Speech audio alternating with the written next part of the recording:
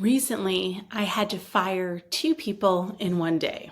I know, not my best day. And I had to fire them both for basically the same thing, breaking my trust. They were both assigned extremely important tasks, and they both failed to execute them. One person, I wasn't sure if they were just not good at it and were unaware of that or whether it was intentional deception. Didn't matter though, they weren't doing their job. The other person was capable of doing the task and was intentionally not doing it and leading to some very poor outcomes. And I have to tell you, it was emotionally devastating. There was this feeling of deep betrayal with both of these situations. And also, however, you can't go through life or business not trusting people. If you're going to grow your business, you have to rely on other people. You have to turn tasks over to other people.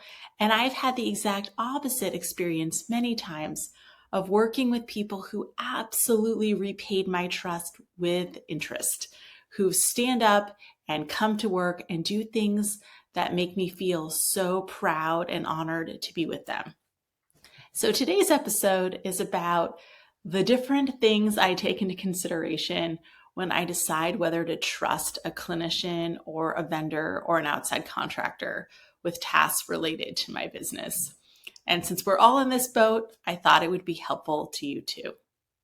So when I am bringing somebody into my business world in some capacity, there are certain factors I consider before I even let them in the door. One of the first things that I now consider is, were they referred or have they worked with someone I know and respect? I ideally want to work with someone that has been vetted by my pickiest colleague or my pickiest friend, someone who has really high standards. Has this person impressed that person? Because if they have, the chances are high that they will then impress me. Now, is this foolproof? Absolutely not. Because everyone can be fooled, right? Anyone can be tricked. I've referred people to other people and then later on realized that I've made a mistake. And if you haven't figured it out yet, I am pretty picky. So this has happened where I have taken on other people or vendors that have been trusted by people I trust. And once I started working with them, there were cracks. And maybe me and that other person figured it out together. We're like, ooh, this was a mistake. So you can't leave that alone. The good reference can't be your only way of knowing, but it is a very good starting point. So have they been referred by someone that I trust? Are they affiliated with something that I trust? Just some basic human to human connection is really important there. Actually, if you think about it, this is a side note, but this is why we do networking, is so that we can refer our clients to providers that we trust, and also so that we can gain trust from other providers so they will refer their clients. It's about trust building and wanting to send other people to good places. But that's almost a side note from this specific topic. The second thing I want to do is have a look at that real skill set that that person has. Sometimes people think that they're really good at something and they're not. So I want to take a real look at this and see if I would agree that they are good at this thing. Am I looking for a website designer? I want to see the websites you've designed. Google Ads, I want to know about your Google Ads campaigns. Clinicians, I want to hear how you're going to break down a difficult case for me. Testing psychologists, I want to see a report you have written. I want to see the end product of what you say you do well. That is extremely important to me. Previously, in years past, I could not always assess whether people were actually good at the thing they said they were doing if it was outside my scope, right? I couldn't assess whether the person who said they were good at SEO was actually good at SEO, whether the person who was designing websites was actually good at designing websites, other than whether or not the website was pretty. There was no way for me to check in and actually know if they were really competent past the basics. But now with AI, I actually can. And that has made things a lot easier. You can use prompts through Claude to look at other websites and see where they're strong and where they're weak, or to evaluate what people say about a Google Ads campaign and see if it's strong or if it's weak. In fact, I do have a freebie about how to tell if the SEO for your own website is good, which you can download right from the show notes today. You can also use it if you're trying to vet a new website designer. You can run other people's websites through it and see if their website is good. So that's what I've been doing. I'm like, oh, are you a good website designer? Let me look at the websites you've designed. I'm going to run it through my tool, and that way I can have a look at the basic quality of what you're doing. Again, you don't want to rely completely on AI, but it gives you a level of knowledge you did not have before. And for something like a psychological evaluation, I know if those are good or not. So it's easy for me to read a report and tell you whether it seems to be strongly written or not. The third thing that I really like to do is ask people to walk me through their thought process. What are you thinking about when you are creating Google Ads? Because by the way, now I've educated myself. I've done some background research. So if they say things like A/B testing, that's a good sign. If they don't say anything about that, that's a bad sign. One thing you can also do is a lot of people will record their meetings with you and send them to you after. So if you're like meeting with someone and they're talking to you about their social media package that they want you to buy, they will often send you the recording afterwards of your conversation. Well, that's great. Take it, throw it into ChatGPT or Claude, ask them whether it sounds good or whether there's a lot of sales tactics in there. I know this is my new thing that I do. I'm like, I want to hear from an outside source. I don't want to be blinded by the sales pitch. Is this actually what a competent person would be telling me? And I'll throw that right in. So when you do actually get those recordings from people, totally use them and figure out whether what they're saying makes sense to you. However, you can also use your own brain to figure out if they are laying out a plan that actually works.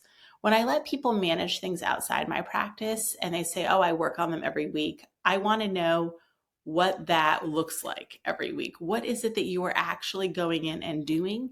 And how will I know if it's working? And how will I know if your work and my work together are successful? With therapists, right, you're asking more of those general questions about how would you handle this kind of situation? Or if a client came in and said this, what would you think is going on? So that's where you can rely on your clinical skills. The fourth thing you want to do is trust but verify. Don't just give all your trust to someone and take a step back and never look at what they're doing again. I've been guilty of this, by the way, especially in areas like social media or areas where I don't feel personally competent. I tend to just say, okay, you do it, good job. And then I'm like, I just trust that you're doing a good job. Don't do that. Have a plan for checking back in.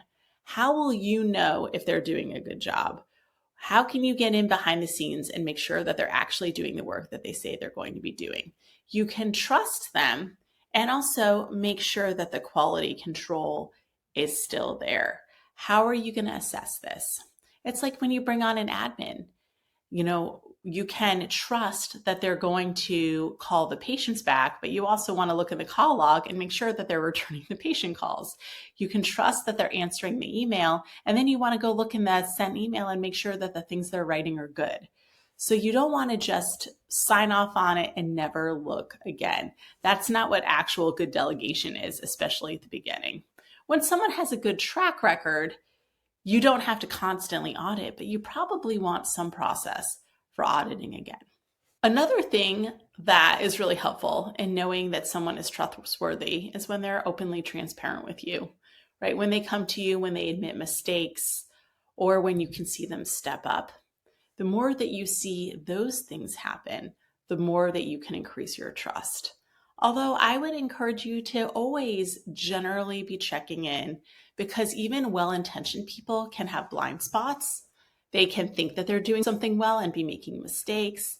Even well-intentioned people can be slipping up in some way. So not all issues happen from somebody like sitting back there being like, ha ha ha, I'm going to make you pay for this, but I'm not going to do it. Sometimes people just are struggling or haven't learned something and they don't want to tell you, or they are just having a blind spot and they think they're doing it really well, but actually you could jump in and teach them better. So I know it's exhausting. I just also want to delegate things and never, ever, ever have to think about them again. But I just don't think that you can get away with that. I guess if you are in a big enough practice, you can set someone else that you trust to verify whether other people are doing good work. So it doesn't always have to be you, but then you have to train that other person to audit like you do. And you have to trust that they are going to do that process. So there's always has to be some kind of oversight. And that doesn't mean, by the way, that you don't trust people if you're looking over what they're doing. It also just means that you're making sure that things are going well. So hopefully you are not running into issues like this. You are having positive outcomes with people that you trust, and you're seeing good results from the work that you're doing together, both in your clinical team and outside of it.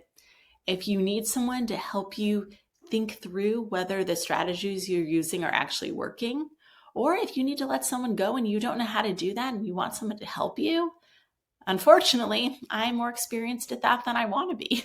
I will always give it my best shot, and I will refer you out if I think we're not a match to work together. But for me, you can see the trust in what I'm actually building. So if you're curious, do I have the kind of business that you would like someone to help you build? Go and look. Go and look at thrivingchildcenter.com. Go and look at pcitexperts.com. Go and look in a couple of months when I redo the whole website and it's extra fancy. And you'll be able to see the way that I'm building my business and see if you want to build something like I have. All right, I hope you're having a wonderful week. I hope everyone you're working with is very trustworthy, and I will talk to you again next time.